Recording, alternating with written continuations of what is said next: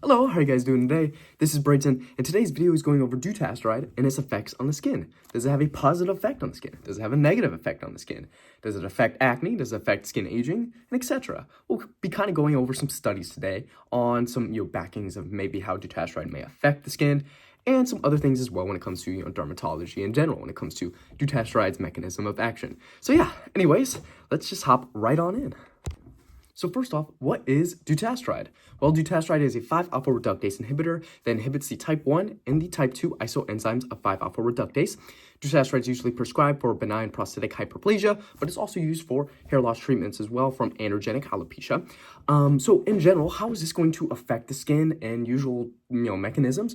What are the first things that come to mind here? Well, I guess we go over the first one here, which is going to be it cuts off the type 1 isoenzyme of 5-alpha reductase. Now, finasteride, which is the normal drug that's used for hair loss, androgenic alopecia, cuts off the type 2 isoenzyme, which is the main enzyme that affects, that are usually found in the hair follicles themselves, or the most present in the hair follicles themselves, while the type 1 isoenzyme is typically found in things like the brain and or the skin. So those are the most common forms of the isoenzymes that are found in the actual tissues themselves.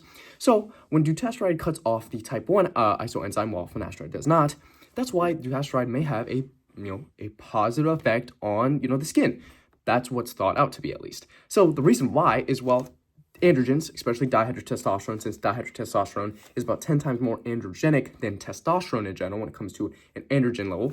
I believe 10 times, maybe a little, it's in that ballpark at least. But in general, when a androgen is, I'll show off a graph right here, androgens are definitely responsible for causing some inflammation and overproduction of sebum in the sebaceous gland, which may cause inflammation and actual oil buildup and causing the actual acne pimple in general. So something like dihydrotestosterone is definitely going to be the more problematic androgen here, since testosterone, it could cause acne. It's just not as potent as something like dihydrotestosterone, for example. So that's why, and especially going through puberty, when you have sky high, androgens, or just SHB is all over the place, hormones are all over the place, you may have, a high free dihydrotestosterone, which is going to cause, more acne in general, and especially having fluctuations of, aromatase activity, estrogen in general, as well as just testosterone too. You're going to have, acne city, especially, that's going to be the most, the time of your life where you're the most prone to acne. So when you have higher, androgens, dihydrotestosterone, for example, you're going to have maybe an increase of just acne pimple development. So that's what the, theory behind that is, and how Dutasteride may have a positive effect on, if you take Dutasteride, it may stop the production of, more sebum in general, so your skin may be less oily, and you may have less breakouts in general.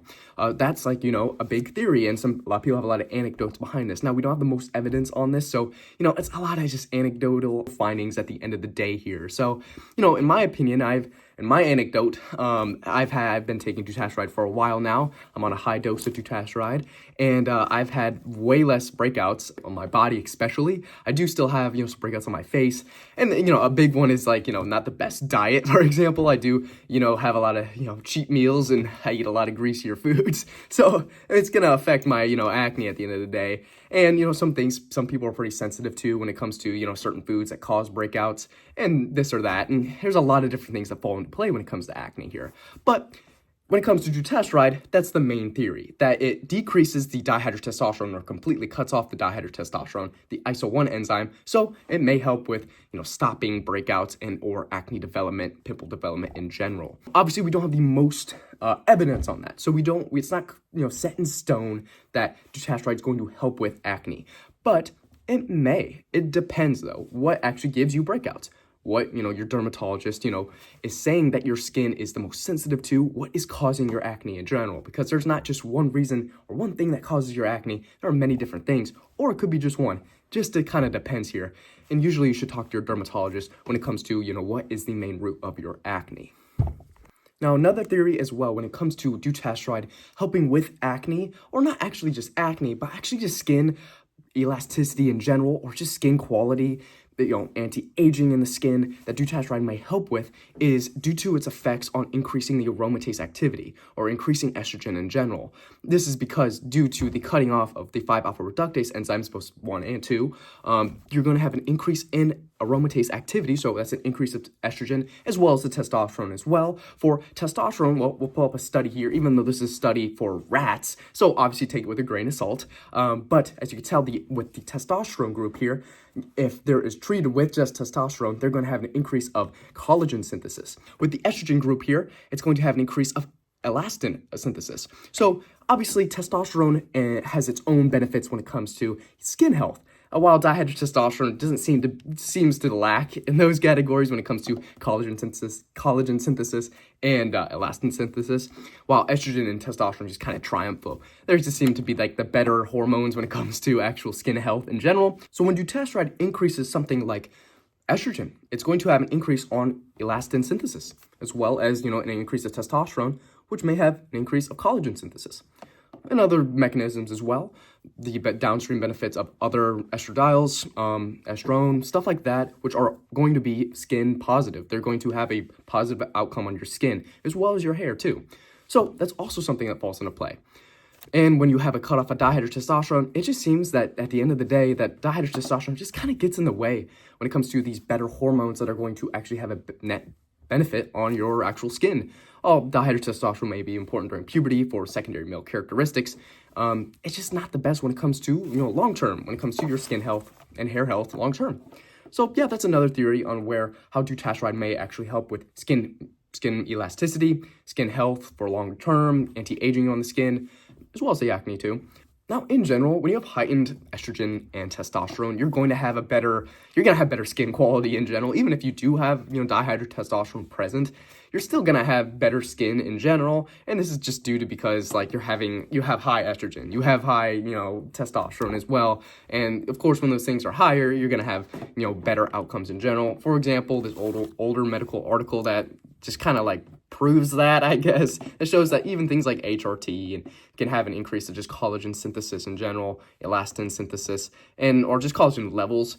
So, at least dihydrotestosterone doesn't play a complete detrimental role to your skin, but, if you do cut off dihydrotestosterone, that means you can have an increase of, more estrogen and testosterone in general. So, why not? Well, it's only at a minor, increase of estrogen and testosterone when you take something like finasteride or dutasteride. Dutasteride is the main example here, which you may have a 20% increase of testosterone and possibly estrogen as well, which you can get those benefits from. So, at the end of the day, it's just in practical application, it's just something to try out for, it may have a long-term effect on making you look younger when it comes to just having higher estrogen and testosterone levels, and having these dihydrotestosterone may be better for your skin long term and make you just have better skin quality, less breakouts, and just making your skin look more youthful. So obviously that's when it comes to men. Well, women in general can take a 5-alpha reductase inhibitor to help with maybe things like acne, even though their dihydrotestosterone levels are 1/10 of what a male is. Still, I guess, talk to the dermatologist, talk to your doctor if you want to start a 5-alpha reductase inhibitor, maybe for, if you are struggling with acne, for example, and maybe even just for the longevity benefits when it comes to, its skin, for its positive benefits on increasing estrogen for the skin, even though it may have a very little effect because, it's crushing the little amount of dihydrotestosterone over there. I talk to your doctor, talk to your dermatologist, see if it may be something to look into in the future. So at the end of the day, if you were looking into dutasteride for your skincare routine, or helping with acne, or just having your skin look more youthful and better looking for longevity purposes, I probably wouldn't say it's the first thing I would recommend, or especially your dermatologist probably wouldn't recommend dutasteride, especially when it comes to an oral solution. Even topical dutasteride as well, probably something that wouldn't be the best as well. At the end of the day, there are better skincare alternatives when it comes to, acne, as well as, longevity for your skin long term. But if you want to add something that's maybe pretty good for just keeping your skin looking more youthful, maybe possibly helping with acne, especially body acne, and keeping your hair too, something like dutasteride may be something to look into.